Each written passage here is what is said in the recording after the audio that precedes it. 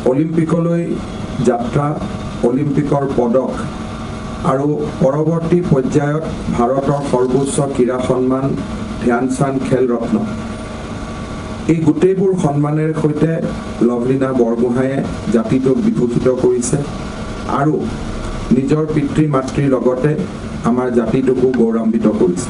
লভলীনা বৰগোহাঁইক আজি আমি অসম আৰক্ষীৰ ডেপুটি সুপাৰিনটেণ্ডেণ্ট অফ পুলিচ অৰ্থাৎ উপ আৰক্ষী অধীক্ষক হিচাপে নিযুক্তি দিছোঁ। মোৰ বিশ্বাস যে এটা উজ্জ্বল ক্ৰীড়া প্ৰতিভাৰে আগুৱাই যোৱাৰ লগতে অসম আৰক্ষীৰ পৰিয়ালৰ মাজত থাকি অসম আৰক্ষীকো গৌৰৱান্বিত কৰিবৰ বাবে লভলীনা বৰগোহাঁয়ে সকলোখিনি কাম বা সকলোখিনি পৰিশ্ৰম নিশ্চয় আগুৱাই লৈ যাব। ক্ৰীড়া নীতি অনুসৰি লভলীনা বৰগোহাঁইক আমি 2021 বেটছ তাতে আমি তেখেতক এনলিষ্টেড কৰিছোঁ আৰু by all means she is now a gazetted officer in Assam police.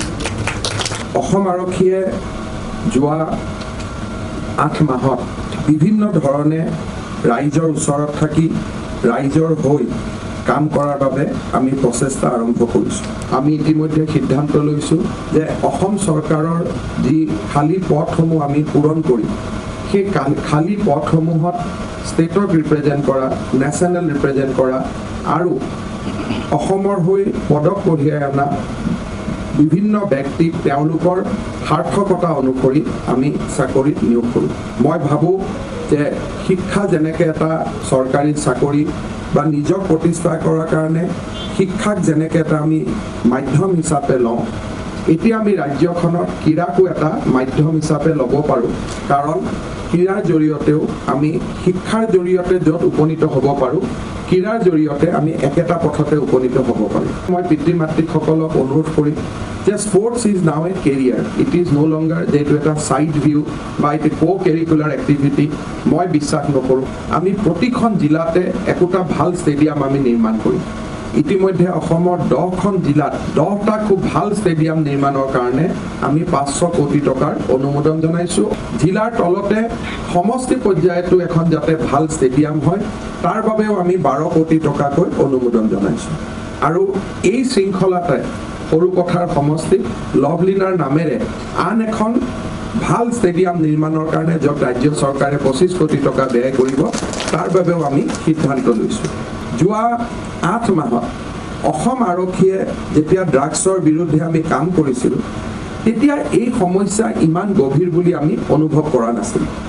কিন্তু ভাবি আচৰিত লাগে যে যোৱাকালিও আমি 1.5 কেজি হিৰ'ইন ধৰিছোঁ আৰু ইয়াত বহি থাকোঁতে আকৌ আজি এইমাত্ৰ মোলৈকে খবৰ আহিছে যে কাৰ্বি আংলঙত আৰু 800 গ্ৰাম হিৰ'ইন ধৰিছে। এই 1 কেজি হিৰ'ইনৰ মূল্য 6 কোটি, 7 কোটি, 5 কোটি। যদি এই সমগ্ৰ টকা ড্ৰাগছৰ কাৰণে আমি ব্যৱহাৰ হৈ আছে, ৰাজ্যৰ টকা বাহিৰলৈ গৈ আছে আৰু যুৱ প্ৰজন্ম এটা ধ্বংস হৈ গৈছে, তাৰ পৰা ওলাই অহাৰ আমাৰ পথ কি? মই ভাবোঁ যে ক্ৰীড়া এটা অত্যন্ত উৎকৃষ্ট পথ। ল'ৰা ছোৱালীয়ে যেতিয়া শৰীৰ চৰ্চা কৰিব লাহে লাহে তেওঁলোকে এই ধৰণৰ ছাবষ্টেঞ্চ তাৰ পৰা আঁতৰি আহিব বা তাত নোসোমাব। দুলীয়াজানত অসম আৰক্ষীৰ SP সকলৰ সন্মিলন হৈছিল। তাত আমি সিদ্ধান্ত লৈছোঁ যে প্ৰত্যেকটো থানাই এটা ফুটবল টীম নিৰ্মাণ কৰিব, প্ৰত্যেকটো থানাই এটা ভলীবল টীম নিৰ্মাণ কৰিব আৰু ইণ্টাৰ থানা আমাৰ কম্পিটিশ্যন হ'ব, য'ত নেকি ষ্টেটখনৰ SPয়ে আটাইতকৈ লিড ৰোল ল'ব। তাৰপিছত ডিষ্ট্ৰিক্ট পুলিচ ৱাইজ আমাৰ কম্পিটিশ্যন হ'ব।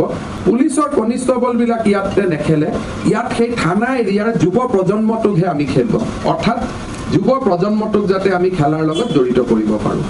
তাৰপিছত মই জিলা উপায়ুক্তসকলৰ সন্মিলনত এইবাৰ কৈছোঁ যে আমাৰ যিটো ডিষ্ট্ৰিক্ট ইণ্টাৰ স্কুল টুৰ্ণামেণ্টবিলাক আছিল, DC-সকলে চব কাম বাদ দি হ'লেও যাতে ইণ্টাৰ স্কুল টুৰ্ণামেণ্টবিলাক তেওঁলোকে নিয়মীয়াকৈ পাতিব পাৰে। আমাৰ অসমত এতিয়া যিমানবিলাক ষ্টেডিয়াম হ'ব, এই গোটেইবিলাক ষ্টেডিয়ামৰ বিপৰীতে প্ৰত্যেকটো স্পৰ্টছ এছ'চিয়েশ্যনে যদি সৰু সৰুকৈ কোচিং চেণ্টাৰ আৰম্ভ কৰে তেতিয়াহ'লে আমি এই প্ৰতিভাবিলাক আগুৱাই নিবলৈ সুবিধা পাম। মই ভাবোঁ যে coaching and training and talent identification এই কামখিনিৰ ওপৰতে আটাইতকৈ বেছি গুৰুত্ব হ'ব লাগে। গতিকে আমাৰ প্ৰত্যেকটো স্পৰ্টছ ডিচিপ্লিনৰ টেলেণ্ট আইডেণ্টিফিকেশ্যনৰ এটা মেকানিজিম থাকিব লাগে আৰু ৰাজ্য চৰকাৰে তেনেকুৱা টেলেণ্টসমূহৰ স্পৰ্টছ স্কলাৰশ্বিপ দি পেলাই আমি আগুৱাই লৈ যোৱাত আমি বিশ্বাসী আৰু তেনেকুৱা এটা প্ৰতিফলনো আমাৰ চৰকাৰৰ বাজেটত আপোনালোকে দেখা পাব। লভলীনাৰ কৃতিত্বটো ব্যক্তিগত কৃতিত্ব, আমি হয়তো ক'ব পাৰোঁ যে this is just A individual achievement, but C the impact. একোটা ইণ্ডিভিজুৱেল এচিভমেণ্টে জাতিটোক কিমান প্ৰেৰণা যোগাব পাৰে।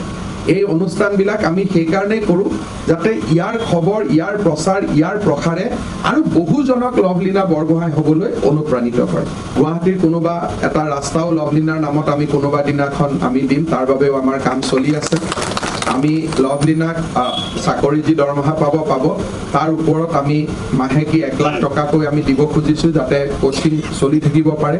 আৰু কেইদিনমান আগতে লভলীনাই মোক কোৱাৰ দৰে যে যদি পাটিয়ালাত নাথাকি গুৱাহাটীতে ট্ৰেইনিং কৰিবলগীয়া হয়, গুৱাহাটীতে যাতে এজন আন্তৰ্জাতিক মানদণ্ডৰ আমি কোচ আমি ইয়াতে আনি থাকিব পাৰোঁ তাইক নেক্সট অলিম্পিকৰ বাবে প্ৰিপেয়াৰ কৰাৰ কাৰণে। এই গোটেইবোৰ ব্যৱস্থা আমি ল'ম। লভলীনাৰ জাৰ্ণিত বা লভলীনাৰ যাত্ৰাত অসমৰ 3 কোটি মানুহ সহযাত্ৰী হৈ ৰ'ব।